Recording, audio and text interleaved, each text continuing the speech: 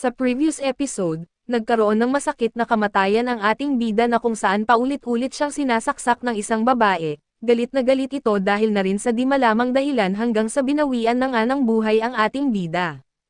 Nabuhay siyang muli, kaso lang isa na siyang anak ng isang goblin at ang mga goblin ay may mga katangian kung saan mabilis silang lumalaki. Dinaglaon ay gumagawa na sila ng paghahunting para sa kanilang pagkain hanggang sa nag-evolve ang ating bida at naging isang hobgoblin na may nakakamanghang mga abilidad. Nagawa niyang mapamunuan ang kanyang lahi, at lahat ng sumusuway sa kanyang mga utos ay mahaharap sa isang di kanais-nais na parusa, at nagawa pa niyang mapatay ang hari ng kagubatan at ito ay isang oso na kung saan nakakuha siya ng maraming katangian mula dito. At sa pagpapatuloy, sa ika-61 na araw, si Gabo ay nagpunta sa pangangaso kasama sina Gab-Kichi at nakakita sila ng 12 armadong sundalong tao. Sinundan nila ang mga ito at ginamit ni Gabo ang kanyang kakayahang makinig ng palihim sa kanila at natuklasan niya na ang mga tao ay nagbabalak kumuha sa anak na babae ng pinuno ng mga elf. Isa sa mga elf ang nagbigay ng babala at sinabi na ang anak ng pinuno ay magbabalik galing sa isang pista, kaya't sinimulan ng mga tao ang kanilang pag-atake.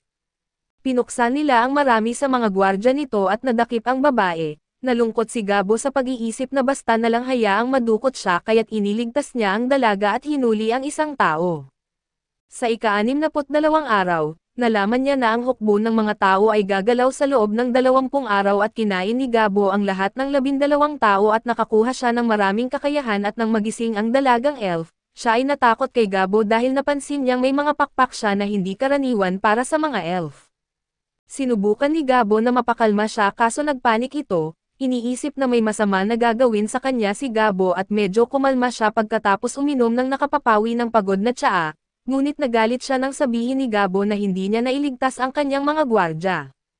Sinisi niya si Gabo sa pagbaliwala lamang habang inaatake sila, ngunit ipinaliwanag ni Gabo na ang digmaan ng tao at elf ay hindi saklaw sa kanyang plano at ibinunyag niya na may traidor sa mga elf, kaya dapat siyang mas magalit doon. Humagulgol siya ng walang tigil kaya't sinabi na lang ni Gabo na magpahinga siya bago siya iuwi at ng gabing iyon, kinailangang paalalahanan ni Gabo ang matandang lalaki na panatilihin ang kanyang mga kamay sa kanyang sarili at sa ika-63 araw, inihatid nila ang elf sa bahay niya. Ipinaliwanag niya na ang mga pakpak ay tanging sa mataas na elf lamang subalit karaniwan itong itinatago nila sa loob ng kanilang katawan at hindi ipinapakita sa iba. Hindi siya sanay dito kaya minsan ay lumalabas ang mga ito at nang makarating sila sa nayo ng mga elf, napansin ni Gabo na mayroong 25 archer na nakatutok sa kanya na may mga pana ng mithril. Mabuti na lang at ipinaliwanag ng anak ng pinuno na niligtas siya ng ogre, pinasalamatan ng pinuno ang mga ito sa pagligtas sa kanyang anak kaso ipinaliwanag ni Gabo na hindi niya ito ginawa dahil sa kabutihang loob at nais niya ng gantimpala. Iniisip niya kung paano niya hahayaang ipakita ng pinuno kung ano ang ibig sabihin ng kanyang uri sa kanya. Magbibigay ito ng pagkakataon kay Gabo na masuri ang pagpapasya ng pinuno at ang gantimpala ni Gabo ay isang bagay na tinatawag na failnut. Ito ay isang pamilyang kayamanan at mahiwagang bagay at nagulat ang anak na babae na handa itong ibigay ng kanyang ama, ngunit ipinaliwanag ng pinuno na maliit na presyo lamang ito kapalit ng kanyang kaligtasan. Natuwa si Gabo dito kaya't bilang bayad ay nag-alok siya na ibigay sa mga elf ang impormasyon tungkol sa kilos ng hukbong tao, at ngayon ay maganda na ang ugnayan ng dalawang grupo at binigyan ng mga elf ang mga goblin ng maraming kagamitang mithril. Nagtataka ang pinuno kung may alam sila tungkol sa isang grupo ng kanilang mga elite na mandirigma na nawawala, ngunit kunwari ay walang alam si Gabo tungkol dito at binigyan pa niya si Gabo ng masarap na alak bilang regalo. Kaya nangako si Gabo na tutulong siya sa kanila kailanman nila kailangan. Nang gabing iyon ay hindi makapaniwala si Gabo kung gaano kasarap ang kanilang alak at sa ika-64 na araw, nagulat si Gabo nang malaman niyang nag-level up si Gomi at naging isang variant ng damper at bukod dito, may 8 bagong hobgoblins na may mga bagong kakayahan din.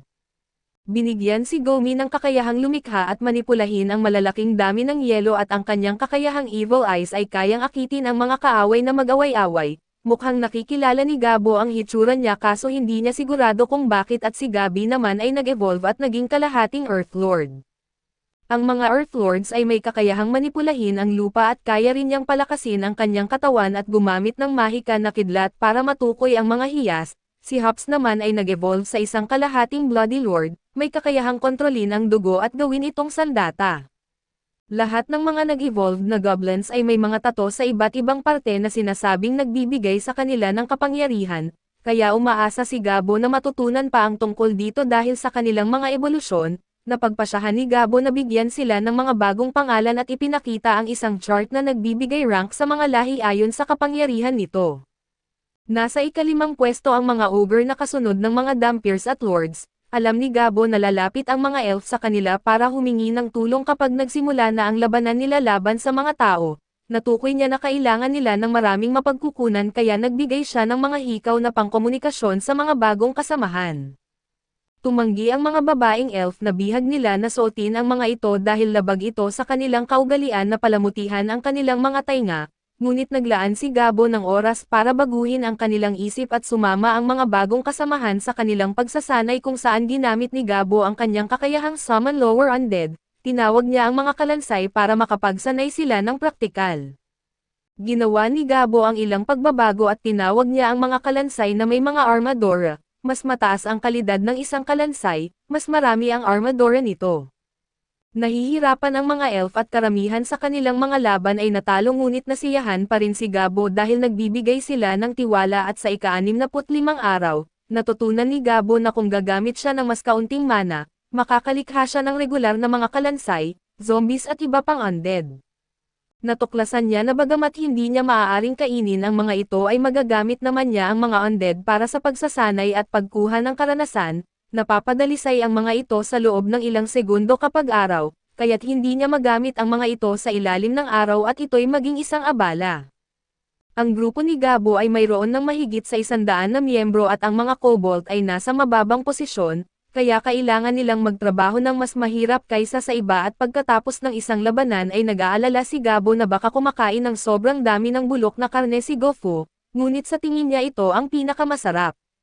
Sa ika-66 na araw, ipinasara ni Earthy ang pasukan ng kuwebo kung saan lumalabas ang mga kalansay at pinapagawa rin niya sa mga kobold ang paghunting na may layunin na makakuha ng higit pang mga wolf familiars. Mas mabilis kumilos ang mga kobold kaysa sa inaasahan niya, kaya nakapagtipon sila ng 20 lobo.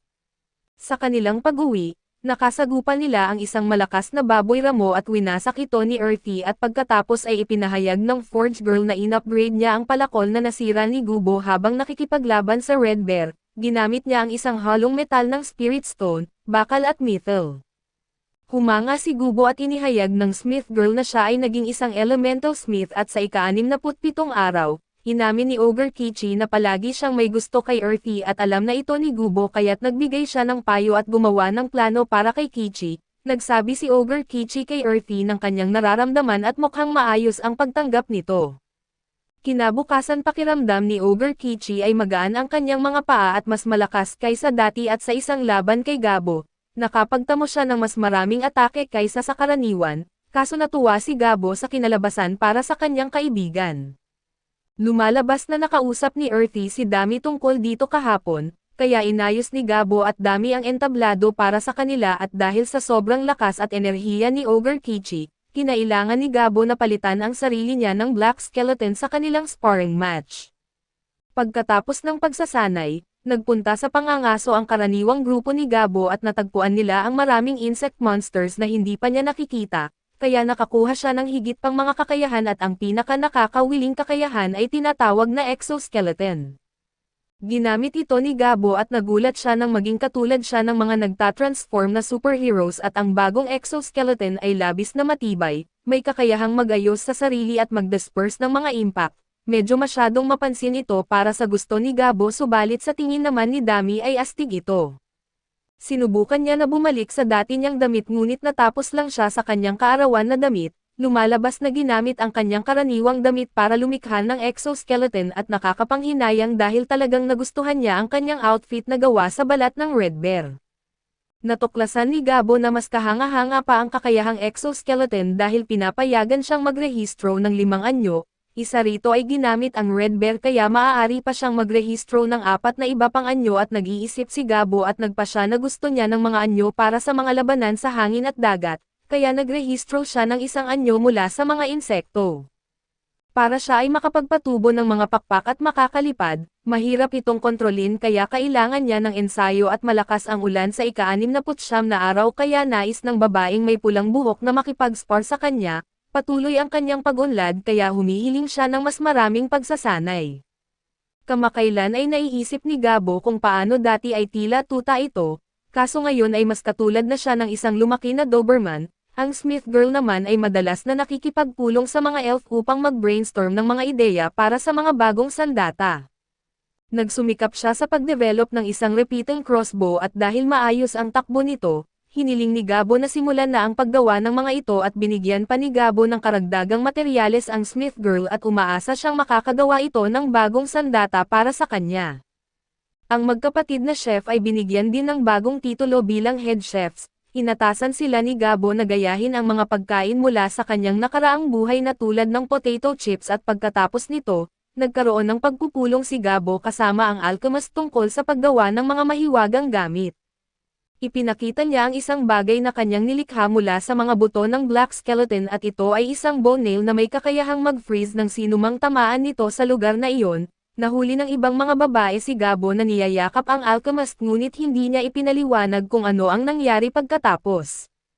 Sa ika-70 araw, dumating ang ilang elf sa ngalan ng punong elf at dumaan ang mga elf sa kanilang mga dating kasamahan papasok, ngunit ang mga hikaw ni Gubo ay may epektong pang-disguise na nagpapakita sa kanila bilang mga dark elf.